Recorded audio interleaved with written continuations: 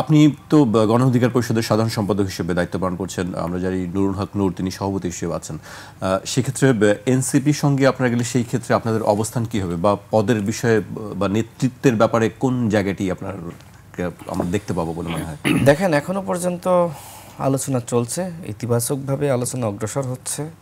তবে NCP plus গণ অধিকার পরিষদ আলাপ আলোচনার মাধ্যমে যে কোনো একটি নাম পিক করা হতে পারে, অথবা এনসিপি প্লাস গণ অধিকার পরিষদ ইকুয়াল নতুন নাম হতে পারে। এখনো পর্যন্ত আলোচনা চলছে, কি হবে সেটা তো আলোচনার মাধ্যমে চূড়ান্ত সিদ্ধান্ত হবে। তো যাই হোক, আমার মনে হয় যে যেটি হোক না কেন, যত দ্রুত তরুণরা এক হতে পারবে তত ভালো। আর এক না হতে পারলে রাজনীতি সবাই যে যার জায়গা থেকে করবে, কিন্তু কাঙ্ক্ষিত রাজনীতি কেউ করতে পারবে না।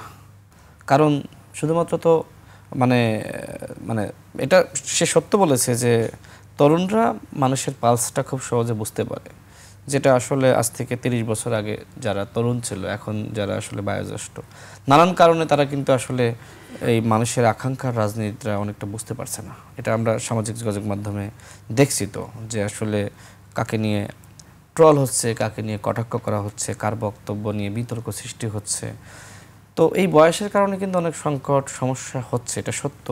বাট যারা সিনিয়র আছে তাদের অভিজ্ঞতা আমাদের জন্য গুরুত্বপূর্ণ, তাদের ভুলগুলো আমাদের জন্য গুরুত্বপূর্ণ, এবং সেগুলোকে যদি আমরা এক ধরনের শিক্ষা হিসেবে গ্রহণ করতে পারি, তাহলে কিন্তু আমরা ভুল করার সম্ভাবনা আমাদের খুবই কমবে। তো আমার মনে হয় যে নতুন নামে বা দুটি দলের যে কোনো একটি নামে আলোচনার মাধ্যমে যে সিদ্ধান্তই আসুক না কেন, যদি সেখানে স্যাক্রিফাইস করার মানসিকতা থাকে, যদি সেখানে ছাড় দেওয়ার মানসিকতা থাকে, আমরা যদি একে অপরকে গ্রহণ করার মানসিকতা থাকে, যেটি বললেন যে এমন না যে আমি তার দলে জয়েন করবো বা সে আমার দলে জয়েন করবে, এক্ষেত্রে একে অপরের কাছে আসে। এখন এই কাছে আসা আসলে মানে কতটা বাস্তবসম্মত হবে, সেটা তারা কতটুকু ছাড় দেবে, আমরা কতটুকু ছাড় দিব, সেটার উপরে ডিপেন্ড করবে না। আসলে সেটি আসলে আরো সময় গেলেই বোঝা যাবে যে আসলে আপনাদের মধ্যে কতটুকু বোঝাপড়া আছে, বা সেই অনুযায়ী হয়তো আপনারা অগ্রসর হবেন। আরেকটি বিষয়ে আমার যেটি আপনার কাছে জানতে চাই, যে এই মুহূর্তে আসলে রাজনীতিতে সবাই সক্রিয়, সব দলগুলোই যার যার মতন অবস্থান থেকে কাজ করছে, কর্মসূচি দিচ্ছে।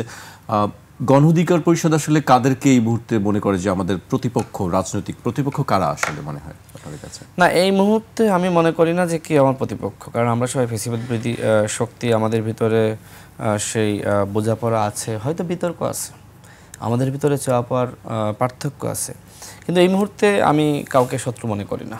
জি, বিএনপি বা জামায়াতের সঙ্গে আপনাদের একটি দীর্ঘদিনের ভালো একটি সম্পর্ক আছে, ছিল, জানি এটা আমরা, কিন্তু তাদের সঙ্গে এক না হওয়ার, মানে একসঙ্গে কাজ করতে না চাও, এনসিপির সঙ্গে কাজ করতে চাও কেন হঠাৎ করে?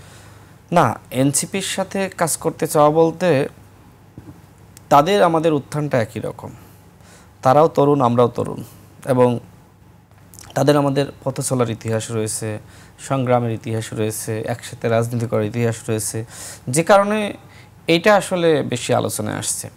আর বিএনপির সাথে তো আমরা এক দলের আলোচনা কখনো ছিল না, বা বিএনপিতে যোগদান করব বা ওইটা বাস্তবতাও না, মানে বাস্তবসম্মত না যে বিএনপি গণ অধিকার পরিষদে একীভূত হবে, এটা তো আদৌ সম্ভব না। বা এই ধরনের আলোচনা বিএনপি, সেটি একীভূতের কথা বলছি না, আপনাদের সঙ্গে আমরা দেখেছি রাজনৈতিকভাবে খুব ভালো একটি সম্পর্ক ছিল বিএনপির সঙ্গে। আপনি নিজেও বিএনপি থেকে নির্বাচন করার একটি সম্ভাবনার কথা আমরা জানি এখনো পর্যন্ত, যে ঝিনাইদহ থেকে আপনি নির্বাচন করবেন।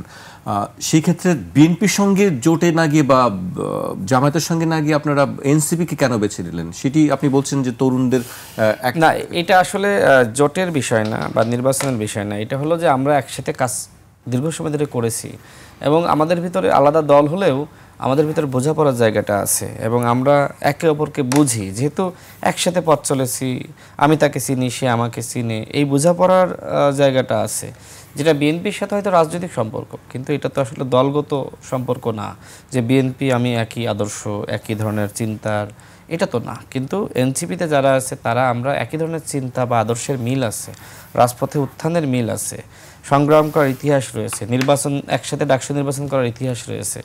তো এই জায়গায় আমরা ওয়ান প্ল্যাটফর্ম হতে চাচ্ছি, মানে একটি দল হতে চাচ্ছি। আর বিএনপির সাথে কি এই বাস্তবতা আছে একটি দল হওয়া? জামাতের সাথে আছে? নাই। শুধুমাত্র এনসিপি তারা ফরমেশন স্টেজে রয়েছে, তাই না, নতুন একটি দল। আবার আমরা সেই ফরমেশন স্টেজটা পার করে আমরা দ্বিতীয় ধাপে রয়েছি, কিন্তু আমরা এমন না যে বিএনপির মতন বড় দল হয়ে গিয়েছি, আবার তারাও সেটি হয়নি।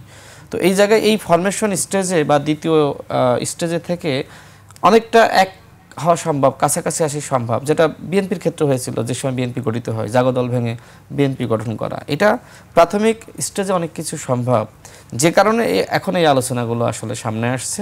তবে যাই হোক না কেন, একদল বা জোট যাই হোক না কেন, আমরা এটা সবেমাত্র আলোচনা মানে শুরু হয়েছে।